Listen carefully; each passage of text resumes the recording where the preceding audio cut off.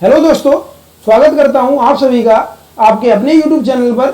मेरा नाम है मुकुंद माधव शर्मा और आज हम भारतीय संसद इंडियन पार्लियामेंट सीरीज के अंतर्गत पार्ट 2 डिस्कस करने वाले हैं, जिसमें 5 क्वेश्चंस होंगे। पार्ट 1 हम ऑलरेडी डिस्कस कर चुके हैं, जिसमें 5 क्वेश्चन थे। उस वीडियो को अपलोडेड है, ऑलरेडी आप देख सकते हैं। तो चलिए आज हम स्टार्ट कर लेते हैं पार्ट 2। क्वेश्चन नंबर 1 देखिए। सबसे पहले क्वेश्चन नंबर 1 है, भारत के संविधान में निम्नलिखित में से क्या कथित है? That means constitution of India में क्या प्रोविजन है? तो सबसे पहला स्टेटमेंट है, राष्ट्रपति संसद के किसी भी सदन का सदस्य नहीं होगा। The president shall not be a member of either house of parliament. दोस्तों ये स्टेटमेंट सही है गलत? ये स्टेटमेंट दोस्तों सही है। इसलिए सही है क्योंकि साफ साफ रूप से आर्टिकल 59 में स्पष्ट रूप से प्रोविजन है कि the president shall not be a member of either house of parliament और of a house of any state legislature. तो किसी स्टेट लेजिस्लेचर दैट मीन्स राज्य विधानमंडल के किसी सदन का भी सदस्य नहीं होगा और राष्ट्रपति संसद के किसी भी सदन का सदस्य नहीं होगा। यह आर्टिकल 59 में स्पष्ट रूप से प्रावधान है। लेकिन आर्टिकल 58 में एक और प्रोविजन है, article 58 clause 1 sub clause C. उसमें क्या प्रावधान है? उसमें यह प्रावधान है स्पष्ट रूप से कि यदि कोई व्यक्ति राष्ट्रपति बनना चाहता है तो उस व्यक्ति को लोकसभा के सदस्य बनने की योग्यताएं पूरी करनी चाहिए। दैट मीन्स अगर कोई व्यक्ति राष्ट्रपति बनना चाहता है तो उसमें वह सभी योग्यताएं होनी चाहिए जो लोकसभा के किसी सदस्य को निर्वाचित होने के लिए होनी चाहिए। तो यह प्रावधान है। राष्ट्रपति संसद के किसी भी सदन का सदस्य नहीं होता है, लेकिन लोकसभा के सदस्य बनने की योग्यताएं उसमें होनी चाहिए। यह स्टेटमेंट एकदम सही है। दूसरा स्टेटमेंट देख लेते हैं, संसद राष्ट्रपति और 2 सदनों से मिलकर बनेगी। यह भी स्टेटमेंट सही है। आर्टिकल कौन से में? आर्टिकल 79 में स्पष्ट रूप से प्रोविजन है कि the parliament shell consist of the president and 2 houses. 2 houses कौन कौन से होंगे? लोकसभा एंड राज्यसभा। संसद राष्ट्रपति और 2 सदनों से मिलकर बनेगी, जिनके नाम क्रम से राज्यसभा और लोकसभा होंगे।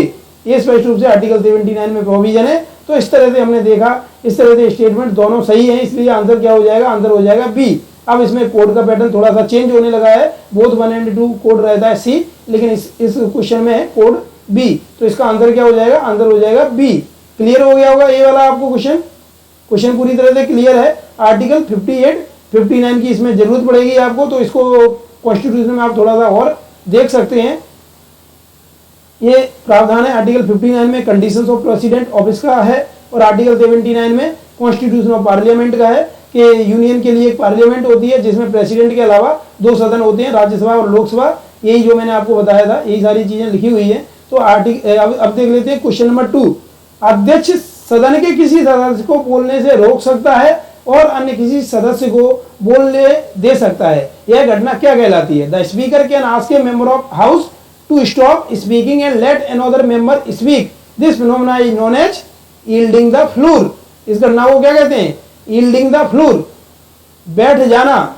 लेकिन मैं आपको सलाह दूंगा कि आप इसके इंग्लिश टर्म को याद रखें, यील्डिंग द फ्लोर, क्योंकि अगली बार आपको और दूसरा स्टेटमेंट मिल सकता है और दूसरा आपको ट्रांसलेशन मिल सकता है, तो वहां पे आपकी गड़बड़ी हो जाएगी। इसलिए यील्डिंग द फ्लोर ही याद रखिए।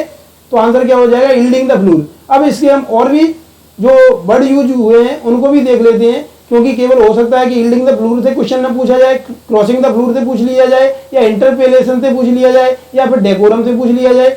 कुछ भी पूछा जा सकता है क्वेश्चन, इसलिए आसपास की चीजें भी देख लेना चाहिए। तो चलिए इसका हम देख लेते हैं, समझ लेते हैं। इसको हम देख लेते हैं कि स्टेटमेंट आखिरकार कौन कौन से हैं। ये है सबसे स्टेटमेंट, सबसे पहला डेकोरम। तो डेकोरम क्या होता है? पार्लियामेंट्री डेमोक्रेसी को सुचारू रूप से संचालित करने के लिए जरूरी होती है कि हम रूल्स रेगुलेशन और जो परंपराएं हैं उनके आधार पर कार्य करें और संसदीय लोकतंत्र की एक गरिमा को बना रखें। तो इसके लिए जो भी आवश्यक चीजें होती हैं उनको हम डेकोरम के अंतर्गत शामिल करते हैं। डेकोरम एक तरह से व्यवस्था को संपादित करने के लिए एक ऑर्डर होती है, एक व्यवस्था होती है, और इसमें डिसिप्लिन को मेंटेन करने का प्रयास किया जाता है। इसमें कोड ऑफ कंडक्ट हर सांसद के रहते हैं। तो इस तरह से डेकोरम होता है। और डेकोरम में क्या किया जाता है? पार्लियामेंट्री डेमोक्रेसी और पार्लियामेंट की डिग्निटी को मेंटेन करने का प्रयास किया जाता है। तो इस तरह से डेकोरम हो गया। इसके अलावा क्रॉसिंग द फ्लोर, दूसरा स्टेटमेंट है क्रॉसिंग द फ्लोर। अब इंग्लिश में क्या लिखा हुआ है? इंग्लिश में आप देखिए, इंग्लिश में तो क्रॉसिंग द फ्लोर लिखा हुआ है, लेकिन क्वेश्चन में पक्ष त्याग लिखा हुआ है। क्वेश्चन में क्या लिखा हुआ है? पक्ष त्याग। तो इससे पक्ष त्याग से क्या बनता है? इससे क्रॉसिंग द फ्लोर उस कॉन्टेक्स्ट में लगता है कि जिसमें क्या होता है कि पार्टी लाइन से अगेंस्ट में जाके कोई व्यक्ति या सांसद वोटिंग करता है, कोई सांसद पार्टी लाइन से अगेंस्ट में जाकर वोट डालता है, दैट मीन्स जिसका वह सदस्य है उसके विपक्ष में वोट डालता है और उस पार्टी के समर्थन में वोट डालता है जो उस पार्टी का सदस्य नहीं है। ठीक है, तो इसमें क्या होता है, ये एक तरह से इनडिसिप्लिन माना जाता है और इस पर पार्टी के रूल्स एंड रेगुलेशंस लागू होते हैं। तो क्रॉसिंग द फ्लोर एक घटना तो ये होगी पक्ष त्याग के संदर्भ में अगर लें, लेकिन राज्यसभा की अगर आप वेबसाइट को देखें तो इसमें स्पष्ट रूप से प्रावधान क्या लिखा हुआ है, उसमें प्रावधान है कि passing between the member addressing the house and the chair which is consider a breach of parliament etiquette. Rajya Sabha की वेबसाइट जोर से आप देख सकते हैं। इट मीन्स इसमें स्पष्ट रूप से प्रावधान है क्रॉसिंग द फ्लोर का अर्थ दूसरे संदर्भ में ये लिया जाता है कि यदि कोई सांसद, इट मीन्स संसद सदस्य पार्लियामेंट में बोल रहा हो और उस बीच में कुछ सदस्य क्या करें कि उस सदस्य के बीच और जो स्पीकर है उसके बीच से गुजरना चाहें, उसको डिस्टर्ब करने के पर्पज से, तो उसको क्या कहते हैं, क्रॉसिंग द फ्लोर। संसद सदस्य जो बोल रहा है और स्पीकर जो सुन रहा है उसके बीच से गुजरने की प्रक्रिया को क्रॉसिंग द फ्लोर कहते हैं राज्यसभा की वेबसाइट के अनुसार। और सामान्य रूप से क्रॉसिंग द फ्लोर को दूसरी घटना के रूप में देखा जाता है जिसमें वह विपक्षी पार्टी होती है, जो दूसरी पार्टी होती है जिसका वह सदस्य नहीं है, उसके पक्ष में वोट डालता है और अपनी पार्टी के विपक्ष में वोट डालता है। तो ऐसे इसको क्रॉसिंग द फ्लोर घटना कहते हैं। दो कॉन्टेक्स्ट में लिया जाता है, दोनों को समझ लीजिएगा और जिस कॉन्टेक्स्ट में क्वेश्चन आए उस क्वेश्चन को सॉल्व कर दीजिएगा। ओके, यहाँ तक आपको क्लियर हो गया होगा। अब इसके अलावा दो सेंटेंस और बचे हैं, इसमें दो सेंटेंस और बचे हैं, यील्डिंग द फ्लोर और इंटरपेलेशन। तो हम उसको भी देख लेते हैं, समझ लेते हैं कि इंटरपेलेशन आखिरकार होता क्या है। इंटरपेलेशन पार्लियामेंट्री डेमोक्रेसी में right to ask the question from government होता है, अर्थात सरकार से क्वेश्चन पूछने का एक अधिकार होता है सांसदों को, उसे हम इंटरपेलेशन कहते हैं। प्रत्येक सांसद जो संसद सदस्य है, प्रत्येक संसद सदस्य सरकार से कुछ प्रश्न पूछ सकता है, क्योंकि प्रश्न पूछना पार्लियामेंट्री डेमोक्रेसी के लिए महत्वपूर्ण होता है, अदरवाइज तो सरकार क्या होगी, निरंकुश हो जाएगी। तो interpellation right to ask the questions, जो मेंबर ऑफ पार्लियामेंट क्वेश्चन पूछते हैं सरकार से, इस प्रक्रिया को कहते हैं interpellation. Interpellation allows the parliament to supervise the government's activity, in this sense it is closer to a motion of censure. यह एक तरह से निंदा प्रस्ताव के थोड़ा सा समीप होता है। क्यों? क्योंकि अगर प्रश्न का उचित रूप से जवाब नहीं दिया जाता है तो ऐसे में क्या होता है कि ऐसे में उसकी निंदा की जा सकती है उस संबंधित मंत्री की, उस संबंधित सरकार के सदस्य की। ओके, यहाँ तक क्लियर है। तो इंटरपेलेशन भी आपने देख लिया, इंटरपेलेशन को भी आपने समझ लिया। अब आता है एक और स्टेटमेंट या टर्म, यील्डिंग द फ्लोर, जो इसका आंसर है। यील्डिंग द फ्लोर क्या होता है? यील्डिंग द फ्लोर में क्या होता है कि पार्लियामेंट में क्या होता है कि स्पीकर ऑफ द लोकसभा एक मेंबर को कहता है कि आप बैठ जाइए, शांति से बैठ जाइए, उसको रोकता है बोलने से और अन्य किसी सदस्य को बोलने के लिए कहता है, इसे कहते हैं यील्डिंग द फ्लोर। कई बार आपने देखा होगा कि शोर शराबा होता है, सदन में हंगामा होता है, तो उन सदस्यों को क्या कहता है स्पीकर या संबंधित सदन का अध्यक्ष क्या कहता है कि आप बैठ जाइए, डिस्टर्ब मत कीजिए, और जो सदस्य का जिसकी बारी होती है, जिसको बोलना होता है, उसे बोलने के लिए अनुमति दी जाती है, उसे बोलने के लिए प्रमोट किया जाता है। तो इसे क्या कहते हैं? Yielding the floor. In Indian parliament when the speaker of the Lok Sabha asks the member of a house to stop speaking and let the other member speak, then it is called as yielding the floor. तो statement clear हो गया होगा, उम्मीद है कि समझ में आ गया होगा आपको, इंटरपेलेशन भी समझ में आ गया होगा और यील्डिंग द फ्लोर भी समझ में आ गया होगा। अब हम देख लेते हैं क्वेश्चन नंबर 3, महान्यायवादी के ऊपर ये क्वेश्चन है, अटॉर्नी जनरल ऑफ इंडिया के ऊपर ये क्वेश्चन है। अटॉर्नी जनरल ऑफ इंडिया क्या होता है? सर्वोच्च विधिक अधिकारी होता है सरकार के लिए। वह क्या करता है? सरकार का पक्ष रखता है कोर्ट के समक्ष। इतना तो आप जानते ही होंगे, आर्टिकल 76 में इसका प्रावधान है और आर्टिकल 88 में भी कुछ इसके अधिकार के संबंध में बात की गई है, भारत के महान्यायवादी के बारे में, अटॉर्नी जनरल ऑफ इंडिया के बारे में। तो सबसे पहला स्टेटमेंट हम देख लेते हैं कि यह भारत के राष्ट्रपति द्वारा नियुक्त किया जाता है। क्या भारत के राष्ट्रपति द्वारा नियुक्त किया जाता है? क्या उसमें वही योग्यताएं होनी चाहिए जो सर्वोच्च न्यायालय के न्यायाधीश की होती हैं? क्या वह संसद के किसी सदन का सदस्य होना चाहिए? क्या वह संसद द्वारा महाभियोग लगाकर उसे हटाया जा सकता है? इस तरह के प्रश्न हमारे समक्ष उठ के आते हैं, तो इन प्रश्नों को समाधान कर लेते हैं। वैसे मैं आपको बता दूं, डायरेक्टली बता दूं तो स्टेटमेंट बन सही है, क्योंकि राष्ट्रपति द्वारा नियुक्त किया जाता है, उसमें वही योग्यताएं होना चाहिए जो सर्वोच्च न्यायालय के जो न्यायाधीश होता है उसमें होने चाहिए। और तीसरा स्टेटमेंट गलत है, क्योंकि संसद के किसी सदन का सदस्य नहीं होता है अटॉर्नी जनरल ऑफ इंडिया, और संसद द्वारा महाभियोग लगाकर उसे हटाया भी नहीं जा सकता, बल्कि वह राष्ट्रपति के प्रसाद पर्यंत पद धारण करता है। दैट मीन्स राष्ट्रपति का स्वविवेक होता है उसके कार्यकाल को निर्धारित करने में, उसके रेम्यूनरेशन को निर्धारित करने में, उसको पद पर कब तक बना रहेगा उसको निर्धारित करने में किसका रोल होता है? प्रेसिडेंट ऑफ इंडिया का रोल होता है, क्योंकि प्रेसिडेंट के प्रति ही वह डायरेक्टली जिम्मेदार होता है और सरकार को विधिक सलाह प्रदान करने का कार्य करता है। सरकार के लिए जो है विभिन्न न्यायालयों में क्या करता है? उपस्थित होता है, सरकार का पक्ष रखता है। तो आर्टिकल 76 को थोड़ा सा देख लीजिए। आर्टिकल 76 का क्लॉज 1 है कि the president shall appoint a person who is qualified to be appointed a जज of the supreme court to be attorney general of India. That means attorney general of India को राष्ट्रपति या president of India appoint करता है, और उसको appoint किए जाने के लिए वही क्वालिफिकेशंस होने चाहिए जो सुप्रीम कोर्ट के जज के लिए होती हैं। तो ये पहला हमने देख लिया, इससे 2 स्टेटमेंट हमारे क्लियर हो गए। इसके अलावा दूसरा क्लॉज देखिए आर्टिकल 76 का। इसमें क्या है कि इसकी क्या ड्यूटी होती है अटॉर्नी जनरल ऑफ इंडिया को?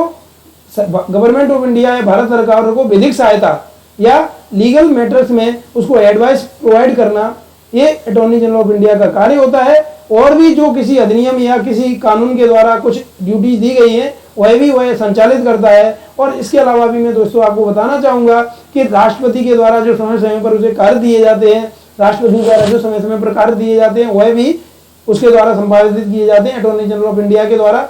अब हम देख लेते हैं 76 आर्टिकल का क्लॉज 3। इसमें है कि अटॉर्नी जनरल ऑफ इंडिया को राइट ऑफ ऑडियंस होता है। दैट मीन्स किसी भी न्यायालय में सुनवाई का अधिकार होता है। टेरिटरी ऑफ इंडिया होनी चाहिए बस।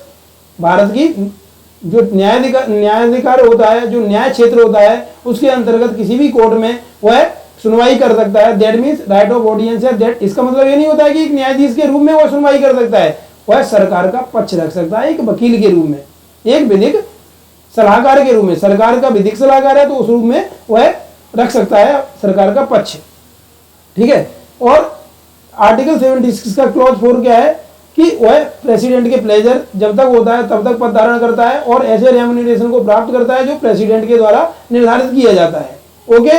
तो आर्टिकल 88 भी इससे संबंधित है, अटॉर्नी जनरल ऑफ इंडिया, और एक मिनिस्टर से संबंधित है। तो इसमें मैं आपको बताना चाहूंगा, इसमें प्रावधान है कि कोई भी मिनिस्टर या अटॉर्नी जनरल ऑफ इंडिया उसको क्या अधिकार होता है? उसे राइट टू स्पीक होता है, उसे बोलने का, वक्तव्य रखने का अधिकार होता है, और संसद के किसी भी सदन की कार्यवाही में भाग लेने का अधिकार होता है, या फिर ज्वाइंट सिटिंग में भाग लेने का अधिकार होता है। और जिस कमेटी का उसे सदस्य बनाया गया है उसमें भी वह बोल सकता है, पक्ष रख सकता है। तो अटॉर्नी जनरल ऑफ इंडिया के इस तरह से अधिकार हैं, यह किसी मिनिस्टर के बराबर अधिकार होते हैं। तो यहाँ पर काफी बराबरी एक तरह से मिली हुई है। अटॉर्नी जनरल ऑफ इंडिया को एक मिनिस्टर के रूप में कुछ अधिकार के रूप में दिए गए हैं। हालांकि attorney general of India minister नहीं होता है, ना ही संसद के किसी सदन का सदस्य होता है। वह तो क्या करता है, संसद में भाग ले सकता है, संसद की कार्यवाही में भाग ले सकता है, लेकिन सदस्य नहीं होता है। तो यहाँ से आपको क्लियर हो गया होगा, यहाँ से सारी चीजें क्लियर है। मैं आपको बता दूं, ये साफ साफ प्रोविजन लिखा हुआ है कि वोट देने का अधिकार इसके अंतर्गत नहीं मिलता है। वोट देने का अधिकार आर्टिकल 88 के अंतर्गत नहीं मिलता है, तो वोट देने का अधिकार नहीं होता है अटॉर्नी जनरल ऑफ इंडिया को। क्लियर है। अब हम देख लेते हैं नेक्स्ट क्वेश्चन, क्वेश्चन नंबर 4। निम्न विधेयकों में से किस एक का भारत के संसद के दोनों सदनों द्वारा अलग अलग विशेष बहुमत द्वारा पारित होना आवश्यक है? कौन सा बिल होता है? क्या ऑर्डिनरी बिल को 2/3 बहुमत से पारित होना जरूरी होता है 50%, और 2/3 बहुमत को ही हम क्या कहते हैं? कहते हैं हम स्पेशल मेजोरिटी। स्पेशल मेजोरिटी कहते हैं। तो स्पेशल मेजोरिटी के अंतर्गत क्या आपको लगता है कि ऑर्डिनरी बिल को, साधारण विधेयक को स्पेशल मेजोरिटी से पास किया जाता है? तो नहीं होता है। इसमें केवल कॉन्स्टिट्यूशनल अमेंडमेंट बिल होता है। संविधान संशोधन विधेयक को क्या होता है कि दोनों सदनों के अलग अलग बहुमत द्वारा पारित होना आवश्यक होता है। और बहुमत कैसा होता है? विशेष बहुमत होता है। तो देख लीजिए, थोड़ा थोड़ा इसमें समझ लेते हैं कि आखिरकार क्या होता है कॉन्स्टिट्यूशनल अमेंडमेंट बिल क्या होता है। इसको समझ लेते हैं छोटे छोटे पॉइंट के माध्यम से, क्योंकि क्वेश्चन केवल जरूरी नहीं है कि यही क्वेश्चन बने, स्टेटमेंट इन स्टेटमेंट से कोई ना कोई क्वेश्चन बन सकता है। और अगर आप उसको डिटेल में पढ़ लोगे तो आप क्या करोगे, इसको सॉल्व कर पाओगे, अदरवाइज थोड़ा मुश्किल हो सकता है। देखिए पहला statement, the constitutional amendment bill must be पारित in each house by special majority. विशेष बहुमत द्वारा पारित होना आवश्यक है और प्रत्येक सदन द्वारा अलग अलग पारित किया जाता है। यहाँ तक आपको क्लियर हो गया। अब हम देखते हैं कि स्पेशल मेजोरिटी क्या होती है। 50% of the total membership of the house, that means Lok Sabha या राज्यसभा की जो टोटल जो संख्या है उसकी आधी 50% संख्या, और इसके अलावा 2/3 of the members of the house present and voting, जो प्रेजेंट भी हो और वोटिंग भी जिन्होंने की है, प्रेजेंट एंड वोटिंग हो तो उसके 2/3 बहुमत से पारित किया जाता है, तो इसको स्पेशल मेजोरिटी कहते हैं। तो यहाँ से आपको क्लियर हो गया होगा स्पेशल मेजोरिटी क्या होती है। इसके बाद मैं आपको बताना चाहूंगा कि कॉन्स्टिट्यूशन अमेंडमेंट बिल किसी भी सदन में प्रस्तुत किया जा सकता है। Constitution amendment bill can be initiated by the parliament by the introduction of A bill for the purpose in either house of the parliament and not in state legislature. ये तो ऑब्वियस है कि स्टेट लेजिस्लेचर में constitution amendment bill नहीं लाया जाएगा, लेकिन लोकसभा या राज्यसभा में किसी में भी इसे प्रस्तुत किया जा सकता है। स्पष्ट रूप से इसका प्रावधान है, कहीं कोई कंफ्यूजन नहीं होना चाहिए। अब मैं आपको बताना चाहूंगा कि इसमें एक और ट्विस्ट, अगर थोड़ा सा कठिन क्वेश्चन पूछा गया तो यहाँ से पूछा जा सकता है कि किसके द्वारा इंट्रोड्यूस किया जा सकता है। ये मिनिस्टर के द्वारा भी इंट्रोड्यूस किया जा सकता है और किसी निजी सदस्य प्राइवेट मेंबर के द्वारा भी इसे इंट्रोड्यूस किया जा सकता है।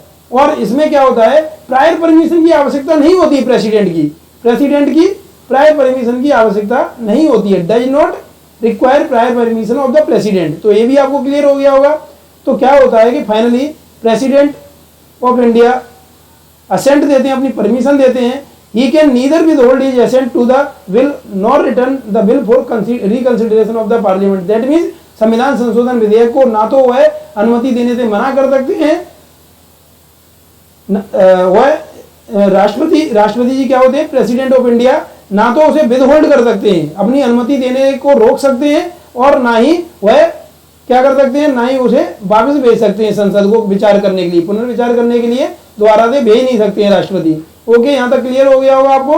तो कॉन्स्टिट्यूशनल अमेंडमेंट बिल को भी हमने डिटेल में इसलिए देख लिया क्योंकि यहाँ से क्वेश्चन बनता है, और केवल क्वेश्चन तक हमें सीमित नैरो दृष्टिकोण नहीं रखना चाहिए, बल्कि थोड़ा व्यापक दृष्टिकोण रखते हुए थोड़ा हमको क्वेश्चन की ब्रॉड अंडरस्टैंडिंग डेवलप करना चाहिए, जिससे हम और भी क्वेश्चन को सॉल्व कर सकें।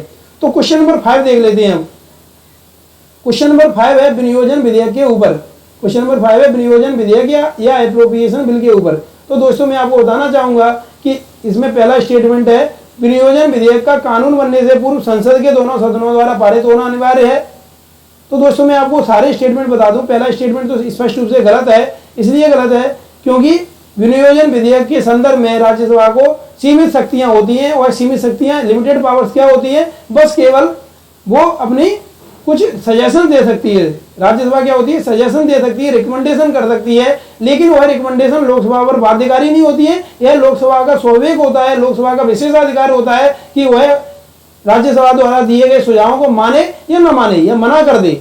तो यहां तक आपको क्लियर हो गया होगा। तो पहला स्टेटमेंट गलत है, अदर स्टेटमेंट सारे के सारे सही है। अब कैसे सही है कैसे गलत है मैं आपको सारे बता देता हूं ब्रॉड वे में समझाते हुए। इससे आपको क्या होगा, एप्रोप्रिएशन बिल भी क्लियर हो जाएगा और आपको पूरा क्वेश्चन समझ में आ जाएगा और सारी डायमेंशन भी कवर हो जाएंगी। इसका आंसर फिलहाल इसका आंसर है ए, विनियोजन विधेयक को कानून बनने से पूर्व संसद के दोनों सदनों द्वारा पारित होना अनिवार्य है। ये गलत है, ये गलत है। अब क्यों गलत है और क्यों अदर स्टेटमेंट सही है उनको हम थोड़ा सा डिटेल में डिस्कस कर लेते हैं। ओके, थोड़ा डिटेल में डिस्कस कर लेते हैं। उससे पहले इसको देख लेते हैं। एप्रोप्रिएशन बिल, सबसे पहले दोस्तों मैं आपको बताना चाहूंगा कि जो एप्रोप्रिएशन बिल होता है, विनियोजन विधेयक होता है, वह क्या होता है, एक धन विधेयक की तरह कार्य करता है, धन विधेयक होता है। It allows the government to withdraw funds from the consolidated fund of India. संचित निधि में से, भारत की जो संचित निधि होती है उसमें से धन निकालने के लिए परमिशन संसद देती है। और मैं आपको बताना चाहूंगा इसके माध्यम से क्या होती है, जो फाइनेंशियल ईयर में खर्चे जो व्यय होते हैं सरकार के, उसके ये प्रयास किया जाता है इसको पूरा करने का। लेकिन इसमें और भी चीजें आपको बताना चाहूंगा, कितना जो है होता है, कितनी चीजें होती हैं, कितना प्रावधान होता है इसमें, ये भी मैं आपको बताना चाहूंगा, कि ये भी समझा देता हूं। तो the financial bill contains provisions on financing the expenditure of the government and appropriation bill specify the quantum and purpose for withdrawing money।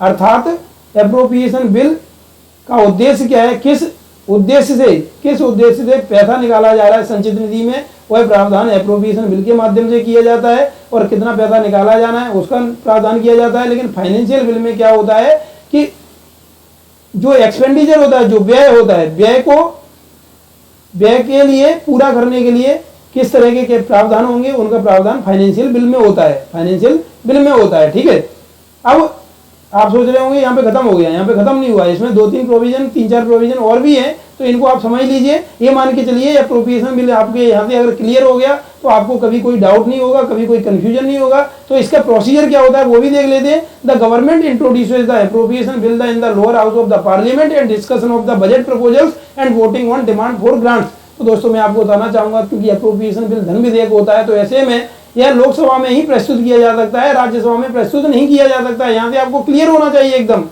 इसके अलावा Rajya Sabha has power to recommend any amendments in the bill. मैंने आपको बता ही दिया कि amendment made किए जा सकते हैं, लेकिन ये लोकसभा का स्वविवेक होता है, विशेषाधिकार होता है कि उन रिकमेंडेशन को माने या रिजेक्ट करे, उन रिकमेंडेशन को माने या रिजेक्ट करे। अब मैं आपको इसमें और बताना चाहूंगा दोस्तों, बस यहाँ पे कंप्लीट हो जाएगा, तो इसको और ध्यान से सुन लीजिए। The unique feature of appropriation bill, unique feature appropriation bill की क्या होती है, automatic repeal clause. Automatic repeal clause that means appropriation bill अपने आप ही खत्म हो जाता है, ये एक्ट अपने आप ही खत्म हो जाता है, एप्रोप्रिएशन एक्ट बन जाता है। तो एप्रोप्रिएशन एक्ट अपने आप कब खत्म हो जाएगा, जब इसका वैधानिक उद्देश्य पूरा हो जाता है। तो एप्रोप्रिएशन एक्ट का पर्पज एक्चुअली क्या होता है कि 2016 से पहले जो एप्रोप्रिएशन एक्ट होते थे तो उनको क्या किया जाता था, रिपील करने के लिए क्लॉज किया जाता था, ऑटोमेटिक रिपील करने के लिए क्लॉज किया जाता था। अब क्या किया गया, पहले ऑटोमेटिक रिपील क्लॉज नहीं होता था, उनको समाप्त करने के लिए प्रावधान किया जाता था, उसमें प्रावधान अलग से किया जाता था, रिपील एक्ट बनाया जाता था। लेकिन अब 2016 से क्या होने लगा है कि इसमें क्या होता है कि 2016 से ये होने लगा है कि ऑटोमेटिक रिपील क्लॉज होता है, अर्थात जब इसका उद्देश्य पूरा हो जाता है तो ये एप्रोप्रिएशन बिल अपने एप्रोप्रिएशन एक्ट अपने आप ही समाप्त हुआ माना जाता है। और दोस्तों मैं आपको बताना चाहूंगा कि इंडियन डेमोक्रेसी जो है Westminster system of parliamentary democracy पर आधारित है, इसलिए एप्रोप्रिएशन बिल की स्थिति में अगर सरकार की हार हो जाए तो ये बहुत बदतर स्थिति होगी और सरकार को कहीं ना कहीं इस्तीफा देना पड़ेगा, चाहे फाइनेंस बिल हो चाहे एप्रोप्रिएशन बिल पर सरकार की हार हो। तो ऐसे में क्या होगा कि एप्रोप्रिएशन बिल और फाइनेंस बिल सरकार के एक तरह से जीवन दान के लिए बड़ा महत्वपूर्ण होता है। और अगर सरकार यहाँ पर एक तरह से विश्वास खो देती है और हार जाती है तो ऐसे में क्या होगा, सरकार को रेजिग्नेशन देना पड़ेगा। लेकिन ऐसा कभी अभी हुआ नहीं है, क्योंकि ये महत्वपूर्ण होता है और सरकार कभी इस संदर्भ में ऐसा होता नहीं है कि सरकार को ऐसी स्थिति में कभी इस्तीफा देना पड़ा हो। तो ये हमने ये सारी चीज़ें समझ ली। दोस्तों मुझे उम्मीद है कि आपको ये सारे प्रोविजन अच्छे से समझ में आए होंगे। तो चलिए आप मेरे चैनल को फिर लाइक कीजिए, सब्सक्राइब कीजिए और शेयर कीजिए। उम्मीद करता हूँ कि आपको ये वीडियो पसंद आया होगा। तो आगे भी नया वीडियो आएगा पार्ट 3 के साथ में, उसको भी देखिएगा। Thank you very much.